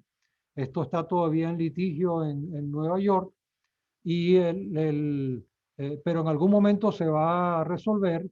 Hasta ahora tenemos protección del Estado americano, pero no sabemos realmente por cuánto tiempo va a ser esa protección. El argumento nuestro de Venezuela es que estos bonos, es que esta colateral es ilegal, ya que requería de la aprobación de la Asamblea Nacional, tal y como se dijo en su momento. No es que fue dicho posteriormente, sino fue dicho en su momento. Y en el caso de Rosneft, estamos tratando de ver, porque Rosneft vendió el colateral a otra empresa, y esa venta no era permitida sin una licencia de OFAC, y por lo tanto estamos también en litigio buscando cómo resolver este problema. Los otros problemas son a nivel, como dije, de la expropiación del gobierno de Venezuela con la empresa Cristalex y con la empresa Conoco, y hay otras empresas que han dicho o han argumentado con éxito lo que es el concepto del alter ego, donde dicen la República, PDVSA y la cadena aguas abajo son esencialmente controladas por la República, y por lo tanto, si la República me expropia, yo tengo derecho a embargar estos bienes en los Estados Unidos. Y hasta ahora han tenido éxito en el juzgado de Delaware, y es algo que continuamos peleando legalmente, pero como dije anteriormente, ya el juez ha nombrado un encargado de la venta de acciones de PDV Holding, que tiene que diseñar en los próximos 60 días. En relación a Venezuela, y con esto voy a concluir y me perdonan lo largo, el rol de Citgo, Juan y yo hemos hablado un poco sobre esto. Todos sabemos el estado en que se encuentran las refinerías en Venezuela, con serios problemas. Pensamos que en un momento de transición, pues Citgo sería el puente para primero recibir crudo y suministrar el máximo volumen de productos posible, de forma de suministrar un mercado que no está bien suministrado hoy por hoy. Eso sería comercialmente ventajoso para ambas partes, pero para Citgo sería altamente ventajoso, ya que un mercado de ese tamaño es algo realmente importante para, como hemos visto a través de esta presentación, es una de las áreas de crecimiento de más interés para cualquiera de las empresas que estén operando en el Golfo. El otro punto es qué rol debe tener la empresa en el rescate de operaciones de refinación y mercadeo en Venezuela. Eso va a depender un poco del modelo que el accionista defina. ¿Qué va a hacer con esas refinerías? ¿Va a tener el dinero para invertir en ellas? ¿O va a darlas en concesión o en algún tipo de acuerdo de alquiler similar al que nosotros teníamos en Curazao? Y entonces en ese caso habría que ver qué capacidad financiera tiene Citgo, qué rol puede prestar, qué ayuda puede prestar a PDVSA, bien sea en el diseño de ese modelo, o en la evaluación de ofertas, o en quizás inclusive participar, si pudiera ser posible, en alguno de esos acuerdos. Y por supuesto, como empresa, nuestro mayor anhelo sería poderle dar dividendos a nuestro accionista, porque a fin de cuentas, eso es el rol de cualquier empresa, ¿no?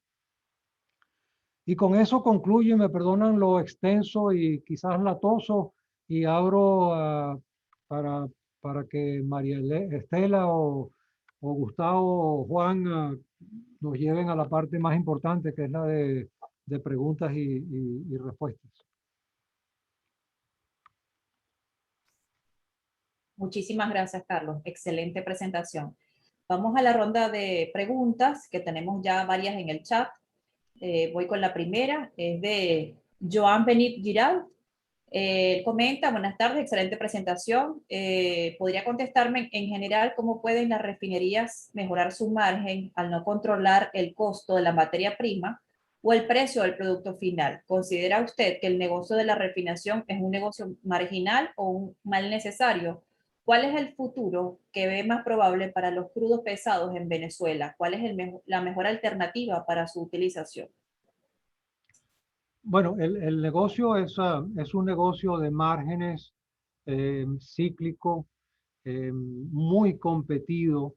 Es un negocio difícil hoy por hoy, como mencioné, las refinerías en Asia y en Oriente Medio, que se están muchas concluyendo de construir. Son refinerías de 300, 400 mil barriles integradas con petroquímica, que de forma de tener primero un suministro de crudo, por ejemplo, las refinerías en Arabia Saudita, un suministro de crudo confiable de empresas integradas, si se quiere, donde en un momento dado la mano izquierda le daba la mano derecha a la refinería, ¿no? En otras palabras, ese nivel de integración aguas arriba y aguas abajo es importante, la economía de escala es importante. Ese margen, pues lo establece el mercado, lo establece el suministro y la demanda. En este país la demanda continúa débil, y por eso hemos visto que en general los márgenes vienen declinando.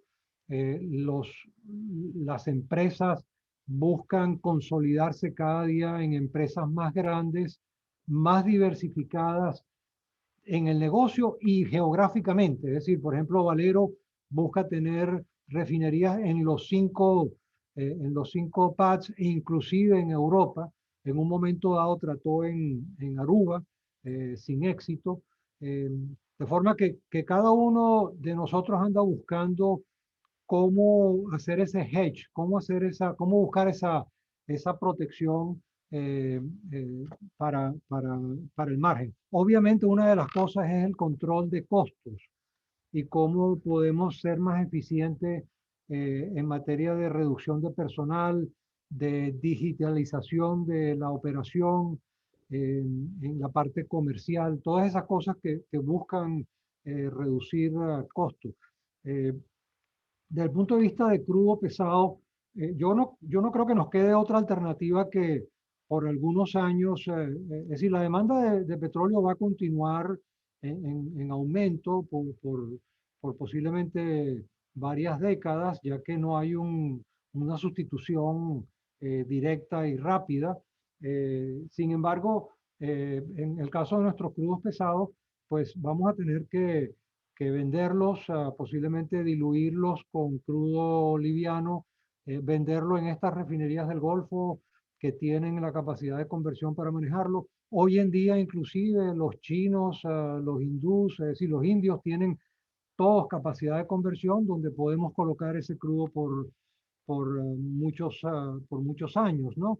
¿Qué medidas se van a tomar en materia de carbon tax? ¿Va a ser el carbon tax superior para aquella empresa que refine crudos pesados porque va a requerir más energía en refinarlos?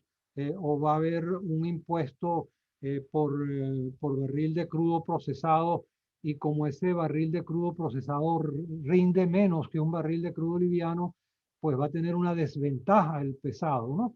Entonces, eventualmente lo que significa para nosotros en Venezuela es precios de crudo más bajos, el netback para Venezuela va a ser más bajo, pero yo creo que sí va a ser posible su colocación por algunas décadas. Espero contestar con eso la pregunta de la persona. Perfecto. Vamos a la siguiente pregunta de Diego Carrero. Pregunta, ¿qué medidas tomará la empresa futuro en la venta de gasolina, ya que se estima que para el año 2040 más del 90% de los vehículos en el mercado mundial serán eléctricos? Bueno, yo creo que esa apreciación de ese porcentaje es realmente alto cuando lo vemos a nivel mundial. Eh, Quizás en Europa yo creo que es donde están, y en China es donde están avanzando más rápidamente en esta dirección, pero no creo que va a ser un porcentaje tan alto en ese periodo, ¿no? Yo creo que ese proceso quizás va a ser un poco más lento, ¿no? Dicho esto, eso hace obviamente pues más difícil este negocio, y va a haber una mayor competencia por aquellos mercados que no hayan logrado ese nivel de cambio, ¿no? Y yo me atrevo a pensar de que Latinoamérica, pues lógicamente va a tardar muchos años a que los carros en el estado Trujillo, donde yo nací, sean eléctricos. Es decir, va a pasar mucho tiempo a que esa transición en los países menos desarrollados ocurra. Desde mi punto de vista, quizás ocurre antes de lo que uno se imagina. Obviamente, el negocio en este caso sería difícilmente viable a menos que existan esa protección de mercados. Y de hecho, uno observa empresas como la Shell que están vendiendo sus refinerías en el Golfo y en California. Creo que inclusive otras empresas europeas como BP están en la misma dirección. Otros, sin embargo, están siendo más cautelosos. Chevron y Exxon no están en esa, al menos en esa onda de velocidad de salir de esos activos, ya que pudiera ser que el mercado cambie con otras medidas de compensación de CO2 que puede hacer que el vehículo a combustión interna permanezca por más tiempo del que nos imaginamos. En el caso de Citgo, obviamente uno de los salvavidas sería tener el mercado de Venezuela. Eso sería lógicamente un salvavidas, ya que tendríamos un mercado quizás no cautivo, pero de una manera, si se tiene alguna preferencia en suministrar ese mercado, pues sería algo realmente importante. Pero quizás a largo plazo todos estos negocios van a tener que evolucionar a otro tipo otro tipo de negocios, ¿no? Quizás más hacia el área energética. Gracias. Continuamos con la próxima de Gilberto Morillo. Pregunta, ¿debieron mantenerse los activos vendidos a principios de siglo? ¿Y cómo se compara el performance de Citgo versus pares en el 2020? Ok, en los activos que se vendieron, yo tengo que decir, se vendieron a un excelente precio. Esos activos fueron adquiridos y comprados perdón, y se invirtió en ellos en un momento en que estaban cónsonos con una estrategia de crecimiento a 5 millones de barriles. En algún momento esa estrategia, consciente o inconscientemente, se abandonó. Yo creo que fue más bien inconscientemente, y que la necesidad de dividendos del accionista fue tal que empezaron a liquidar los activos y lograron un excelente valor por ellos, comparado con el valor que tendrían hoy en día. Esos activos se han reducido tremendamente en valor. Por ejemplo, la refinería de Lyondell hoy en día se pudiera adquirir por 500 millones de dólares fácilmente, mientras que fue vendida por más de un billón y algo, el 40 y pico por ciento, es decir, que valoró la empresa en cerca de 2 billones de dólares. Entonces, yo creo que si la estrategia hubiera seguido siendo válida, posiblemente hubiera sido conveniente mantener los activos, eh, aunque el mercado ha mostrado su capacidad de procesar crudo pesado. No es solamente Venezuela como actor, sino que México ha caído en producción, Colombia ha caído en producción, entonces el suministro de pesados también se ha reducido. De forma tal, lo que estoy tratando de decir es que quizás Venezuela pudo haber crecido a 3 millones de barriles y no tener ningún problema en la colocación de esos crudos pesados. Continuamos con la próxima de Jaime Hernández. En el eventual caso de que el mundo emigre a otro tipo de combustibles o incluso vehículos eléctricos, ¿cuál sería el uso y disposición de los cortes de crudos destinados a la refinación de gasolina? Petroquímica. Petroquímica sería una parte. Yo creo que el procesamiento tendría que bajar. Eh, Pienso que el diésel va a ser y el jet fuel van a ser productos que va a tomar más tiempo en su cambio. Para el transporte pesado, locomotoras, etcétera, no se visualiza que el cambio a gas natural o el cambio a baterías eléctricas, es decir, que vaya a ser muy rápido, de forma que sí habría un interés en generar mayor volumen de diésel y menos volumen de nafta, quizás enviar esas naftas hacia steam crackers y producir etileno y otros derivados. Lógicamente tendría que haber una racionalización de la capacidad de refinación. No sería necesario en Estados Unidos 19 millones de barriles de capacidad. Tendría que haber una racionalización significativa para, para poder balancear el negocio. Continuamos. Eduardo Rondón Díaz pregunta, ¿tienen algún programa de cobertura a través de contratos de futuro u opciones para minimizar los impactos en los márgenes de producto de los márgenes producto de la volatilidad de los precios? No, en este momento no. Hemos considerado hacer hedging en algunas ocasiones. Nunca hemos conseguido el momento y el riesgo, el riesgo de margen, lo que llaman el margin call, no se ha balanceado. Eh, Como decía alguien aquí el otro día, uno cuando hace hedging siempre está descontento, o hace mucho o no hace suficiente, ¿no? Y eso ha sido, en el pasado, la experiencia de la empresa tampoco fue muy favorable en este sentido. Ok. Elizabeth Cruz Pregunta, ¿Citgo mantiene flexibilidad para cambiar la dieta de crudo más liviana o pesada de acuerdo a economías? Sí, en el caso de Lake Charles, sin ninguna duda. En el caso de Corpus Christi, sí estamos más limitados en el sistema de destilación.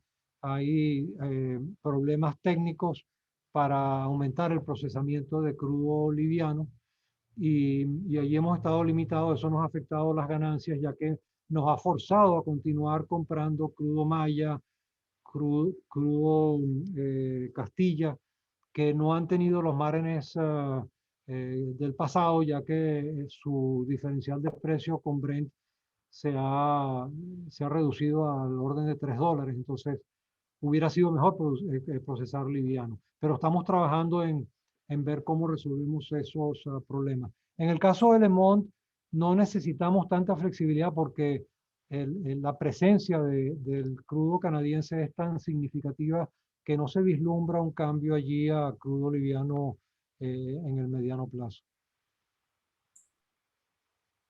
Gracias, continuamos. Orange Rondón pregunta, ¿ha realizado algún impairment producto de la pandemia? ¿Algún perdón? Impairment. No, no ha habido ningún impairment después de la pandemia o a consecuencia de. Isabelita Barreiro pregunta, ¿cuál es el manejo del coque de petróleo en las refinerías de Citgo? Citgo tiene una asociación desde hace muchos años con una empresa que anteriormente se llamaba Thyssen, que era una empresa de producción de acero en Alemania. Y esa empresa fue sustituida por Rurkohl. Y entonces tienen un joint venture que comercializa el coque que nosotros producimos y comercializa coque de muchos otros actores. Entonces, esa empresa nos compra el coque y nosotros somos socios con ellos y recibimos igual que el otro socio, 50% de las ganancias de la corporación. Se llama TCP, Thyssen Citgo Petroleum, ¿no? Entonces, bueno, de esa manera colocamos el coque. Casi todo el coque se coloca en el mercado del Mediterráneo, en empresas de cemento. En Turquía en particular hay un buen mercado, en Italia y en otros países que también compran coque de petróleo. La producción realmente ha caído significativamente, ya que, como vimos, el procesamiento de crudos pesados en todo Estados Unidos se ha reducido, salvo en las refinerías que reciben crudo canadiense. Isabelita sigue preguntando a continuación, ¿cuál es el destino del azufre generado en las unidades del tratamiento del petróleo en las refinerías de Citgo? El azufre se vende a empresas petroquímicas, de fertilizantes. Creo que tenemos un cliente en Florida que compra una parte del azufre. Básicamente es eso, ¿no? La producción ha caído también porque con los crudos más dulces, nuestra producción de azufre es mucho menor. De hecho, el precio ha mejorado, pero esencialmente para producción de ácido sulfúrico y otros químicos, ¿no? Ok, continuamos con Víctor Vázquez, que pregunta, ¿qué capacidad como organización con capital humano de excelencia y especializado tendría Citgo para apoyar la eventual recuperación de las refinerías en Venezuela, dada la pérdida de los mercados tradicionales de exportación de las refinerías venezolanas? ¿Qué oportunidades de mercado considera pueden existir para las capacidades de refinación que podríamos recuperar? Bueno, como mencioné, es decir, no, de momento, lógicamente tenemos la capacidad en el área de comercio y suministro de hecho, ya hemos planteado cómo sería un contrato de suministro de productos y un contrato de compra de crudos, el cual estaría listo en un momento de transición. Para eso no se requiere mucha capacidad nueva dentro de esta compañía, ya que eso se ha hecho en el pasado y se hace todos los días con otros suplidores como Pemex y Ecopetrol, por ejemplo. Desde el punto de vista comercial no vemos ningún problema. Desde el punto de vista técnico y operacional sí es más complicado porque lógicamente la empresa está operando con el mínimo requerimiento de personal, dado los costos que tener personal excedentario representa. Dicho esto, sin embargo, yo creo que sí habría la posibilidad de contratar personal, principalmente personal de Venezuela que esté disponible para trabajar en esa transición. Yo creo que en este momento una de las cosas que más pudiera ser de utilidad para, digamos, restablecer una normalidad en una de nuestras refinerías en Venezuela sería todos los programas de compliance, digamos, de seguridad, de reparación, de inspección de equipos, todos esos programas y cómo funcionan en Citgo pudieran ser trasladados, pienso yo, de una manera no muy compleja, de forma de que los procesos que se sigan sean procesos probados y que no tengamos que estar inventando la rueda, ¿no? Entonces, de esa manera se puede construir sobre procesos sólidos que conlleven a una operación estable. Yo creo que parte del problema que tienen hoy en día las personas que están tratando de operar estos activos es que todos esos procesos o se desconocen o se han olvidado, no se mantienen, la gente no sabe cómo deberían funcionar y entonces por eso hay esa poca, digamos, confiabilidad en la operación, ¿no? Entonces, creo que eso no debería requerir mucha gente y mucho esfuerzo y yo creo que sí pudiéramos aportarlo. Espero que eso sea de cierta ayuda. Bueno, en el chat no tenemos más preguntas, tenemos muchos comentarios que agregan valor a la presentación. Muchas felicitaciones, palabras de felicitaciones de varias personas que luego se las hacemos llegar. Y bueno, de esta manera culminamos entonces la sesión de preguntas y respuestas. Agradecemos a todos los participantes, nuestros estudiantes, profesores e invitados especiales por acompañarnos y dejo ahora la palabra al equipo coordinador, agradeciendo nuevamente a Carlos Jordá por su excelente participación. Muchas gracias. Bueno, Carlos, yo también me uno a María Estela en darte las gracias, excelente presentación y yo creo que quedó patente la importancia que tuvo la decisión de integrarse verticalmente en los momentos, que fue criticado en varias instancias, tanto en el momento que se hizo como después de los cambios de gobierno, pero es obvio que Citgo es un activo importantísimo, sobre todo para la eventual recuperación de la industria venezolana. Y bueno, te felicitamos no solamente por haber sobrevivido las 7 catástrofes, sino también por llevar a Citgo hacia un camino que se ve como muy adaptado a las realidades mundiales. Muchas gracias y bueno, te seguiremos molestando para que contribuyas con nosotros. Mucho gusto. Muchas gracias a todos. Buenas tardes. Carlos, muchas gracias por el tiempo que le dedicaste a los estudiantes y excelente presentación. Muchas gracias, Gustavo. Gracias por todo. Ok, un saludo cordial a todos.